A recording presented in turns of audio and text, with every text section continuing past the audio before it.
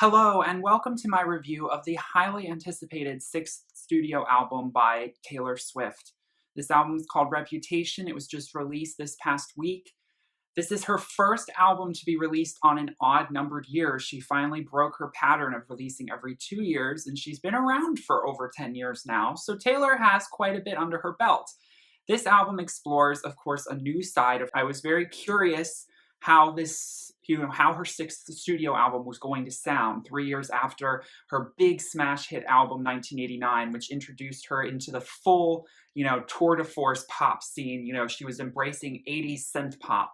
And it was a really well done album. I loved 1989. There was not really a single song that I felt was that skippable. It was cohesive. I felt sonically it was very good. I felt the songwriting was decent. It wasn't as good as her album Red, which I have reviewed. It's the only Taylor Swift album I've reviewed so far on this channel. I will link the review to that one in the description below. I do think it is her strongest album that she has released so far, followed then by albums like Speak Now and Fearless.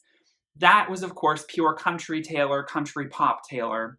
Reputation, you'd be hard-pressed to find any of the vestiges of country music on this album. I mean, even on 1989, she had songs like How You Get the Girl, which was very much more fitting to like her more kind of singer-songwriter country aesthetic that she was going for in some of her earlier releases. This album is complete electropop. It's very industrial. It's very EDM inspired. It's also got some tropical house vibes going on.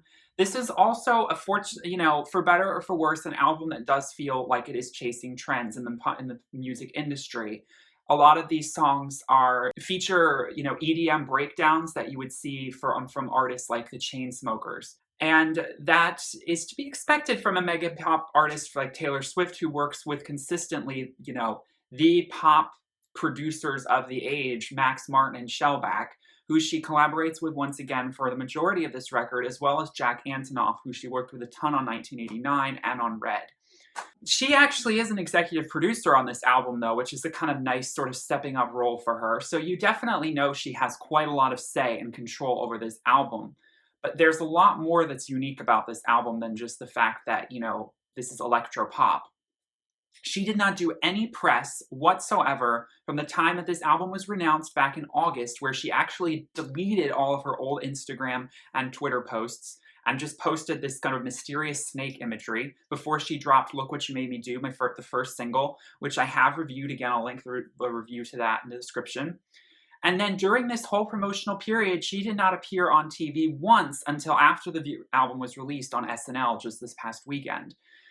That was a very interesting move for her. Taylor has had a very rocky relationship with the media, especially in the last few years. And I can understand why someone like her would be like, at this point, I've proven myself in this industry. I don't have to do press or promotion to sell records because my fans are still going to gobble it up. I don't need to promote anything. I can just promote afterwards. I don't want critics to hear the album before my fans do. Another big difference was this time around, artists always give their albums to the media like at least a week in advance for them to review before the album comes out, and she did not do this. Obviously, she was also being super restrictive about it because of the leaks. She did do the secret sessions in October, where she selected 500 fans or super fans from, the internet, and she invited them into her houses all over the country and also in the UK, and she allowed them to hear the album for the first time, but of course it was a complete secret. This is not new. She did this with Red, she did this with 1989.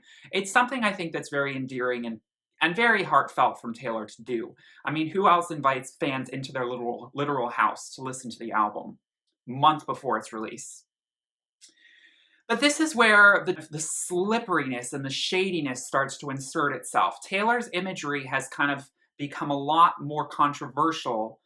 Taylor's reputation, which is what this album deals with in its theme and subject matter, has become the subject of scrutiny in the last few years. She's had all these feuds that seem to keep coming up and then dissipating, and just when you think they're going away, one party starts to insert something, and then of course, tabloid culture is bad to any celebrity, but they really like to focus on Taylor Swift. She got a lot of flack for writing about, all of her relationships and her ex-partners. Well, completely honest, all artists do that, especially male artists. They do that all the time, so that's not exactly something you can come at her for. I think she does it in a very witty and smart way. I mean, she's an amazing songwriter. I think that's her biggest talent is she can write amazing lyrics. And she has an ear for melody and catchy tunes as well. There's nothing wrong with that. However, there are some aspects, she was silent during the, political upheaval that we just went through in the 2016 presidential race. She decided to remain impartial and not say anything. A lot of people viewed that as very cold and calculated. Taylor does kind of brand herself more as a business. Her team of lawyers is very quick to launch lawsuits against anyone trying to quote her material or trying to make money off of her, which, really artists shouldn't be doing. But she is ruthless in making sure that her brand is self-sustaining and making as much money as it can possibly make. She is one of the big capitalists of this music industry and day and age. And in an age where music isn't really selling anymore, digitally or especially physically, Taylor Swift is sort of like that last boom for the music industry, because this album alone sold, between physical and digital copies, almost 1 million copies in its first 3 days of release. I mean, that's pretty intense. I mean, she is going to break records with every album that she releases. It's always a big event when Taylor releases new music. Now, this album is pretty long. It features 15 songs, and it definitely feels very cohesive in terms of its sound and theme.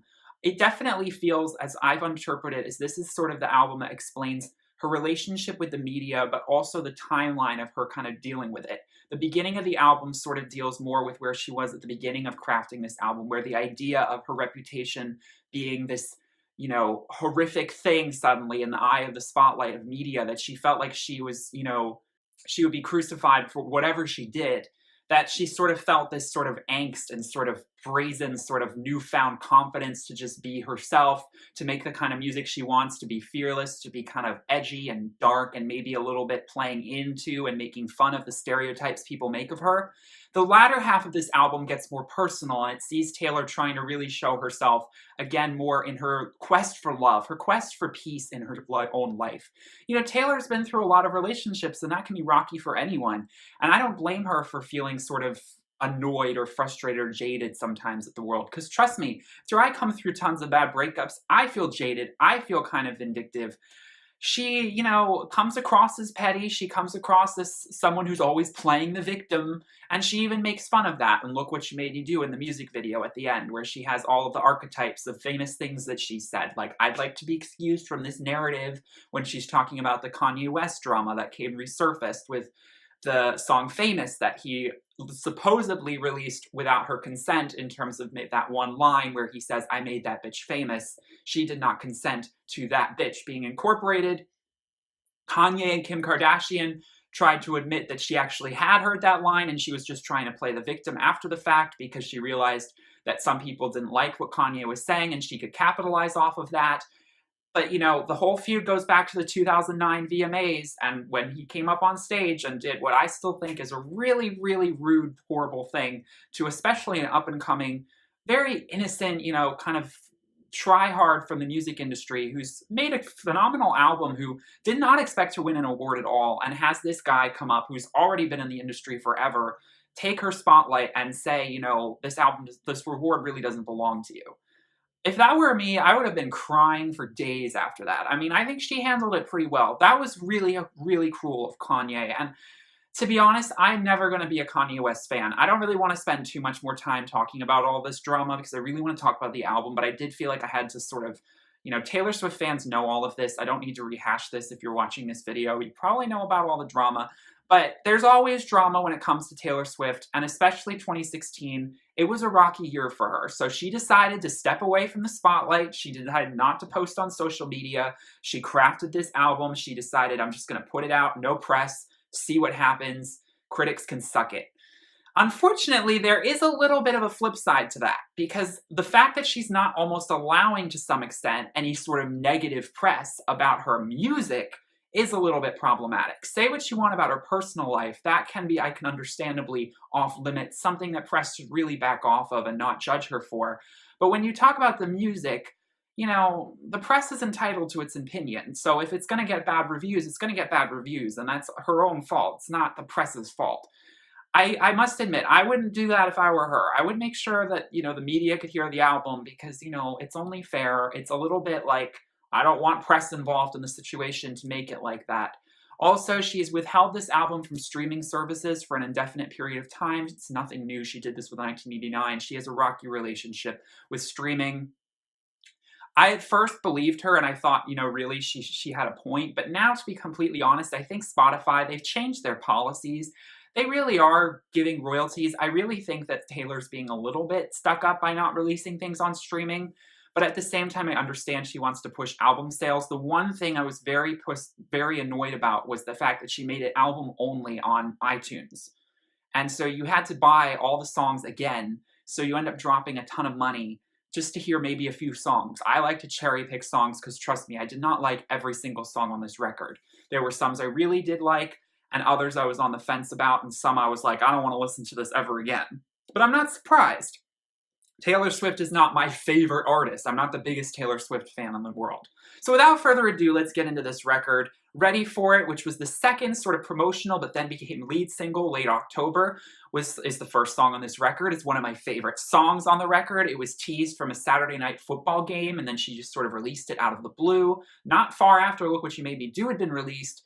This is the most sweeping pop song on the record. This song sweeps you up. It's got that industrial hardcore edgy kind of rapping faux urban sound that Taylor does adopt, which at first I must admit was a little cringy, but then the chorus completely redeems you, but he's sweeping you up in this beautiful tropical sounding, flavorful, like synth pop, swell.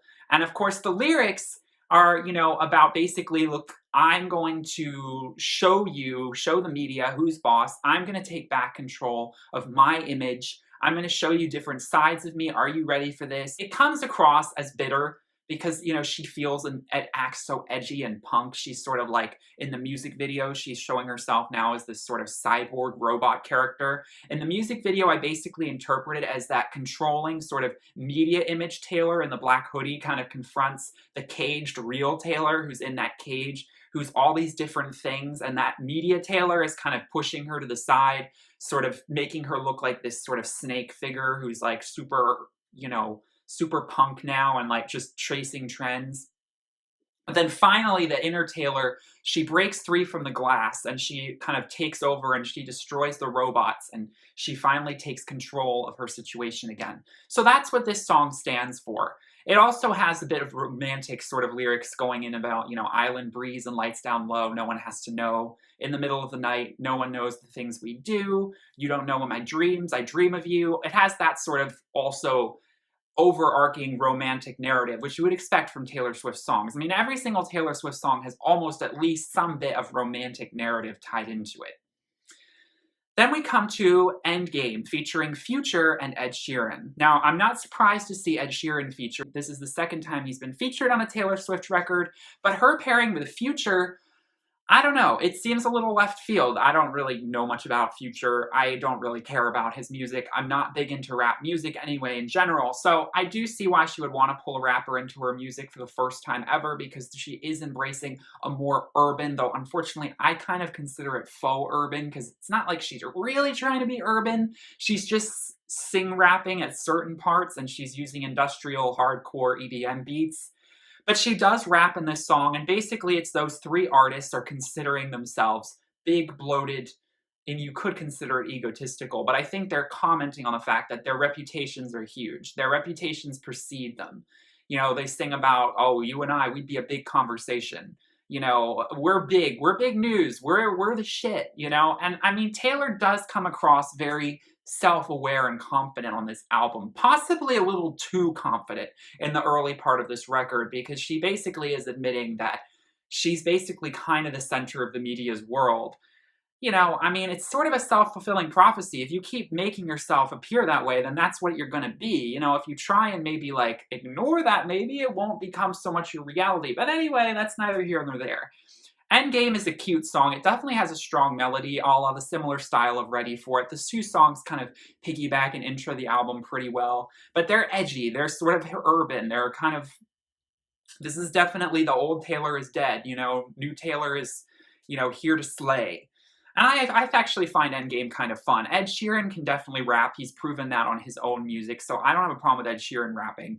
He definitely has that freestyle flow going pretty well.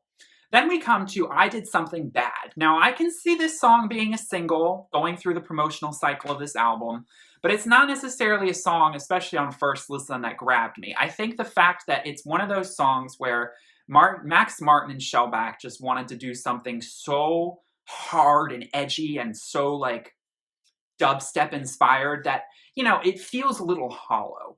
I feel like the chorus, it doesn't really go anywhere, and it feels like it's just sort of trying to do something. But, all of these songs, and I see this a lot in pop music, whether it's laziness or it's just this constant chasing of trends, it comes across very hollow, shallow, and lazy. And I feel like the chorus really is the problem here. I think the verses are wonderful. I think they set up something really powerful. It does have that sort of build, that dubstep drop is supposed to come. It follows that formula, but there's definitely something interesting in the verses, not just lyrically, but sonically. But then it sort of falls apart for me with the chorus. But I could see people at the same time, hardcore pop, electro pop fans really embracing that because, how urban and edgy and kind of over the top it is. The next song, Don't Blame Me, also follows in that pattern. I view these songs as sort of sister songs. They're both, unapologetic. They're both basically FUs to sort of this, I'm going to be, if you don't want me to be good anymore, then I'm going to be bad. I'm going to play up this narrative of the snake for either for laughs or just for the sake of, that's my image now. You branded me as this. I didn't choose this, but what the heck? I'll go and run with it. So Don't Blame Me is falling off of the same thing. It's like, well, let me do me. I'm not going to be that innocent girl all the time. I'm going to be experimental. I'm going to, I'm going to change and I'm going to have different sounds. And I don't care what you think about me. I also make mistakes. So live with it and deal with it. So there's that sort of like, I'm going to do me, you do you attitude. It's abrasive. It's edgy. It could sell. I think it's definitely earnest enough, but it's not necessarily the type of music that I was looking forward to from Taylor, because it's not, it's not synth pop. It's electronic industrial, which I just think personally doesn't necessarily suit Taylor's sort of more innocent and sort of like bird-like voice. I just don't necessarily see and you see her voice is heavily edited. There's so much synthesizer and auto-tune and vocodor effects on this album that I do feel like it gets to the point where it detracts from the quality of her voice. And unfortunately, we don't get too many moments where we hear her soar. We do get it on songs like Ready For It and King of My Heart and New Year's Day. We get it a couple of times, but not as much as I would like. But let me talk about the first song that really floored me, Delicate. This is the first sort of synth pop stripped back sparser song, but it is still, this is sort of more like what I loved about 1989. It was danceable synth pop with some house undertones. I love that about Taylor. If she's going to go pop, this is the kind of pop I want to see her use. This song is basically about, that fragile stage in a relationship where, also in her case, someone meets her and she says, my relationship is horrible right now, but apparently you're still into me, so this is a good sign. So I guess I should get my hopes up, but I also shouldn't get my hopes up too high because I've been down this road before. And, like I said, my reputation precedes me, so I'm really kind of going to play this really, really safe. I don't know what to say. Is it too soon to say all this yet? I can definitely relate to that sort of anticipation, trepidation about relationships in that early stage. I definitely see this song being about when she met Joe Alwyn, who is her current beau. He's an English model and actor from the UK, and she's been with him for a year, which in Taylor Swift times is a pretty decent length of time. I gotta be honest, I'm not entirely sure if he's the one, but he definitely is a little bit more in the right direction for her, and things, because she's decided to keep the media out of their relationship until this album, she's definitely trying to keep this safe and special. So Delicate, she uses the vocodor in her voice to sort of add that vulnerability and sort of mysteriousness to it, which I actually think works well. This is one of the few songs where the editing to her voice, I think, is well utilized. And like I said, it just builds and builds and gets more energy. And it's a really fun kind of sweat yourself out on the dance floor kind of song, but it has that sort of noirish New York, apartment sort of feel of like just that sort of sexual sensuality that's just, it's a sexy song, but it's not sexy like there are a few songs later on that are too much for me and that feel kind of like trying too hard, especially for Taylor Swift. Look What You Made Me Do, the lead single. I'm not going to spend too much time talking about it, but let's be real, it shook everyone to their core. It samples I'm Too Sexy from the 90s. Now, it's actually not as bad a song as I, at like one point, was kind of thinking. I think it's kind of catchy and interesting. It's definitely unique. It employs, just a very different sort of style for Taylor with the singing than the rapping, and then that bridge soaring chorus, and then she goes to the hardcore industrial electro pop. I mean, it's just basically a good sampling of what you're getting from this album. And again, it's that vindictive of, ooh, look what you made me do. The media, look how pissed you made me. If you're going to turn me into the monster, then I'll be the monster and I'll own this narrative and all that kind of stuff. The music video is completely over the top, with all these symbolisms. It could be about Katy Perry. It could be about the lawsuit for $1 where she's in the bath of diamonds. All of those things are interpreted throughout the music video. And it has that iconic line of, I'm sorry, the old Taylor can't come to the phone right now. Why? Because she's dead. It's become an iconic thing, and it is, new Taylor who dis. We're gonna establish that this is a new era for me. Then we come to So It Goes. This is a very sexual, again, like meet me at the bar, lights down low kind of song. It's interesting. It definitely implies a ton of auto-tune. I think it's a little over the top. I think, again, the electropop dubstep vibes are way too strong in there, and I just don't really feel Taylor in this song.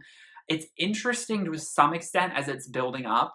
Again, it's sort of this, goes off of the lines of Delicate. This is the first time she's getting more back to her sort of, I'm setting up a story, I'm painting a picture for you, I'm explaining this moment where I fell head over heels for this guy in this bar, and I could sense he was feeling me too, and we're just completely, even though there's all the eyes on us, we're focused on each other. We don't care anymore about what people are saying about us. There's that admitting of I'm weak for you. There's a bit of that vulnerability coming through. But again, it starts to go a little bit into that 50 Shades of Grey territory where she says, scratches down your back. It really does kind of build and go into that more sensual direction, which is very new for Taylor Swift. But it's not something I'm surprised to see on this album. I mean, this is the more kind of dark, sexual Taylor Swift, industrial. Then we have Gorgeous, which was a promotional track. I must be honest, this song does not do much for me. It's playful, and it sort of goes back to sort of some of the songs that came off of 1989. I could see this song in some ways fitting on that album. It has a little bit of that all you had to do was stay kind of vibe for me, but it's sort of just middle of the road, if not sort of banal.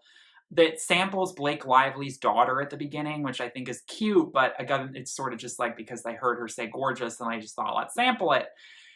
It's a little bit painful, the melody, and I think that her voice isn't necessarily that strong when she's singing the melody. I think the verses are a little bit more interesting, but again, then I also have problems with the production. I think the production is just lazy, or it's not just really doing that much to help move the song along besides providing some sort of beat. Then we come to Getaway Car. This is that Jack Antonoff classic song, and this is the one song that fits so much back into 1989. It sounds so much more like a song that you would expect from that album. It has a lot of Out of the Woods vibes, and I like that about it. I loved 1989's 80s synth pop style, and Jack Antonoff is a good combination for Taylor. They're a good, worthy couple. And this song has a lot to say. I mean, it's a narrative song. For the first time, she's really painting the story, and she's basically singing about how she was rebounding, if you know the story of how she was with Calvin Harris and then went to Tom Hiddleston, there was a lot of controversy and drama about this. I was just reading something about Calvin Harris actually reacting to this song, and apparently he's not too happy, be that as it may. I can understand, it's been a while now, and he's like, oh, do you have to bring me up? I just want you to move on. I know that Calvin really wishes things had gone differently. He wishes the breakup had ended differently, because in his view, and kind of how Taylor is pointing this, Tom Hiddleston was that getaway car. He was that rebound that she could just sort of escape with, because she was being kind of maybe a little bit unfaithful to Calvin by doing that. So I can understand his sort of jaded attitude towards it. It's a tricky situation. We all kind of find ourselves sometimes in that position. I could definitely speak of a moment in my romantic life where I kind of used another guy as a getaway car to get away from, wasn't really a relationship because we'd never kissed before, but you know what I mean? Like, it's a slippery slope. So I can see how it's gonna offend exes, but look, that's not nothing new for Taylor, and I don't think she cares at this point. Um, but, you know, I do want both parties to feel amicable towards each other, and I don't necessarily think she's taking jabs at Calvin, but she is sort of metaphorically explaining, you know, allegorically how this all unfolded from her perspective, but maybe Calvin feels as though that's a little bit unfair because his perspective is kind of just being shoved to the wayside. He's being viewed as one who broke off the relationship when it was really Taylor who was probably the one who was not really meeting him halfway. Be that as it may, it's a tricky situation. But otherwise, it's a soaring melody. It's got the great hooks you all want. It's classic Taylor Swift, an amazing song. It might be a little forgettable if you're thinking like, oh, I want something that's going to have an amazing beat drop and it's going to like shake me to my core. Then you might find it a little boring and reductive from, you know, 1989. I can understand that. But for me, I found it a little bit of a breath of fresh air after coming off of such the heavy industrial kind of faux urban sound that she was embracing at the beginning. Then we come to King of My Heart. So King of My Heart sort of is like the storm has cleared. This is her, for the first time, I really feel like, because this is definitely the love letter song to Joe Alwyn. She's at the point where she's like, gosh, things are really going well with him. I'm going to write this song about how elated I feel, and I'm going to document how this kind of progressed. This song has that building energy and sort of euphoric sort of feel to it that soars into an amazing pop song. Again, she uses the vocodor very heavily, but I think that's again just to sort of show that vulnerability at the beginning. And she basically just illustrates how someone can come into your life and slowly just change everything. You know, she sings at the beginning, I'm totally fine, I live on my own, I wasn't looking for anyone anymore, I've been on my own for a while. But then I met you and something completely changed. You know, it's often that case where you finally stop looking, then the Mr. Right comes into your life. Then that perfect partner finally comes. And I feel like for Taylor, that's what the Joe Alwyn situation was. She was so bogged down and done with romance after Tom Hiddleston that she was just like, I'm going to be on my own. I'm just going to do me. And Joe just came slowly into her life.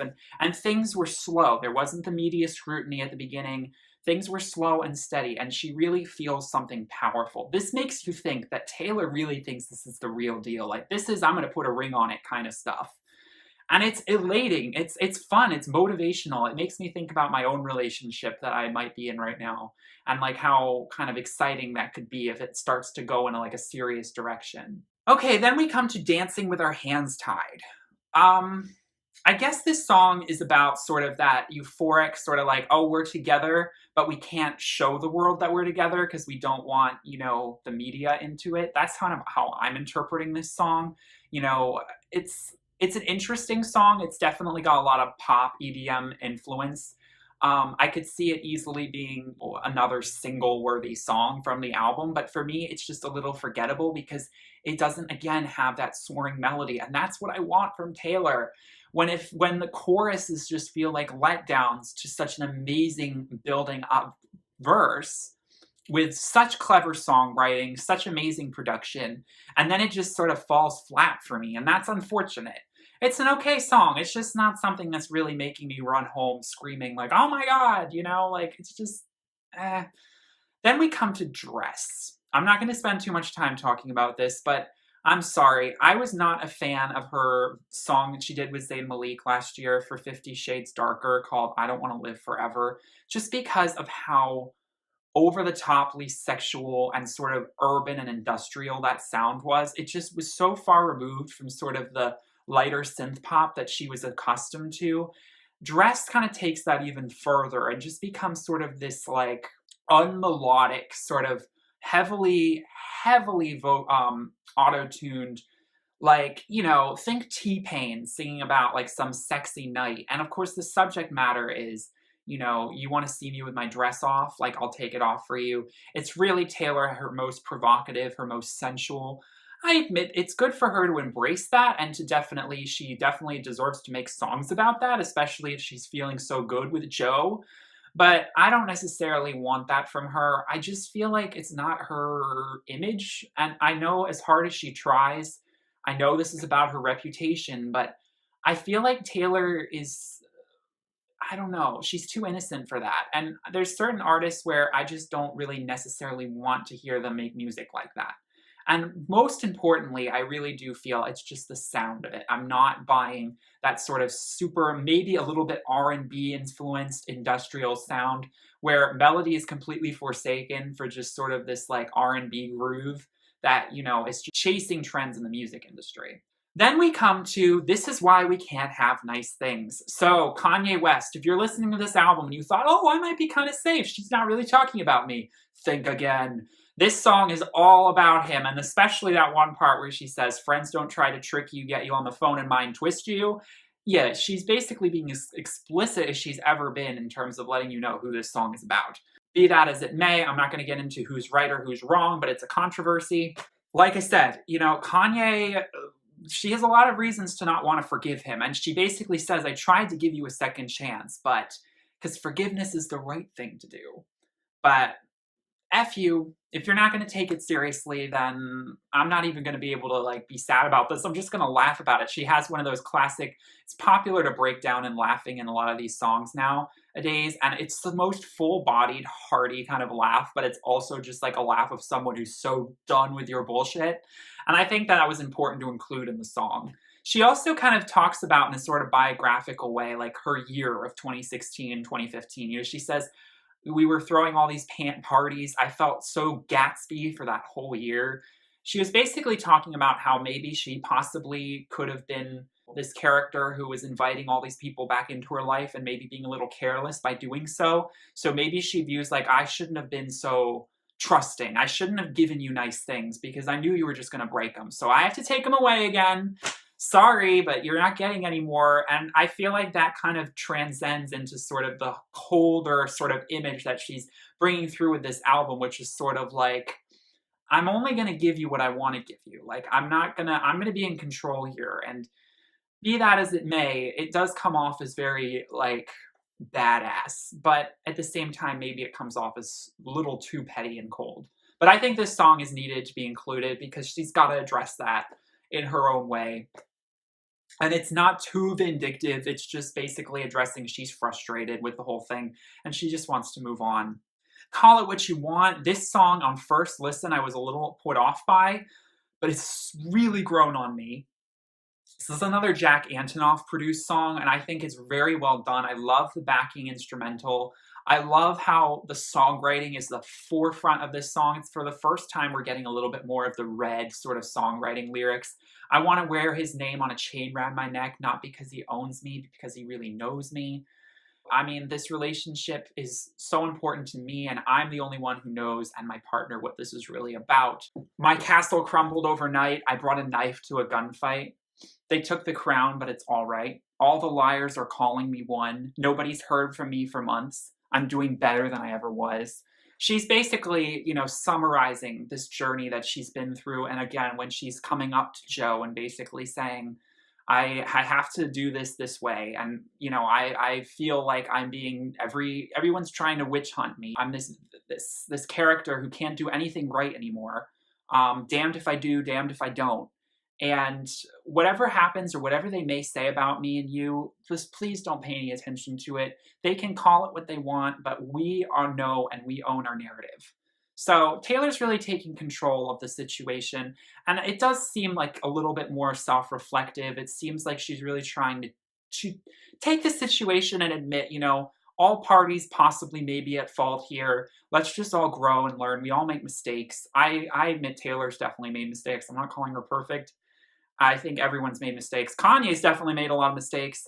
But, let's just move on and just see. It's like, it's fragile right now, but let's just go forward. But forget about what people may say about us. Then we come to the final song. This is a really important closer for this album because we did need that sort of one song where she really goes back to the piano and just keeps things very intimate and personal. New Year's Day. This is a really sincere song reflecting on basically, I want your New Year's nights, I want that midnight where it's all heightened. Relationships are always so strong at night. and in the heat of the party and the frenzy of it. But I also want your mornings where we're feeling a little hungover and we're cleaning up all the garbage and it's New Year's Day and we're still just as, comfortable and in love with each other as we were the night before. So it carries that sort of sentiment of also like the craziness is past, or at least the craziness can pass for a little while. Let's really take the time to savor this moment. Don't read the last page. Don't think too far ahead. This is something I definitely need to think about in my own life because I tend to overthink the future so much. And I can see Taylor, looking at her past relationships, thinking, God, is this forever? Is this worth it? Is this just going to be another 1 year or less kind of fling that I'm going to be with? She's telling herself, don't think about it. Just live in the moment. Be in your feelings in this time, in this place. You definitely feel something powerful. Oh, hold on to the memories because they will then hold on to you. That it's if you make these memories so special and powerful, that will sort of self-fulfill that prophecy that you hope for. You've got to, attract what you want to get. So I think that it's a super hopeful message. Again, it's subdued. It harkens back to some of her really well songwritten songs like All Too Well, which is one of her best songs she's ever written, I think, in my opinion, in all of her discography, along with, other songs like Enchanted or Never Grow Up, from Speak Now. This has the raw kind of emotional home girl next door appeal that really is a nice kind of back to earth, back to the center sort of closer for this album. I'm really glad she included it. I kind of wish maybe she did a little bit more with the instrumental because it's very simple. The piano doesn't wholly do a whole lot. And maybe the melody isn't as strong as other songs like All Too Well. But at the same time, the message is so strong that you hear the emotion in her voice when she performs it, that I think it kind of balances that out, that lack of melody. So overall, it's definitely a highlight on this record. Highlight songs for me, definitely Delicate, definitely Ready for It, Getaway Car, King of My Heart, New Year's Day, Call It What You Want, and maybe even This Is Why We Can't Have Nice Things. Those are my favorite songs. Least favorite would definitely have to be Dress. I'm sorry. I'm not vibing with that sort of flavor of Taylor's music at all. It's just not me. It's not my sound. It's not what I want to hear from Taylor. So let me know in the comments what you thought. It's a lot of stuff going around. People are saying what this song's about, what that song's about. She even wrote when they released this album, people are going to say what they want about this record. And ultimately, I do get a Taylor who is self-reflective. I do find a Taylor who is really trying to be better. I don't see her as completely stuck up. I don't see her as completely narcissistic or egotistical, self-victimizing. She has shades of that, but you have to remember that the media has completely convoluted her image over the years. And I think that she is sort of embracing it, but she's also trying to shut it at the same time because she wants to be taken more seriously again. And I think that this album has shades of going in that direction. So that's a hopeful thing. So that's my review of Reputation. Let me know what you thought. I will definitely review 1989 at some point because I do think 1989 is a little stronger sonically, but I do think her songwriting is pretty strong on Reputation. I've reviewed Red, so check out my review of that in the description.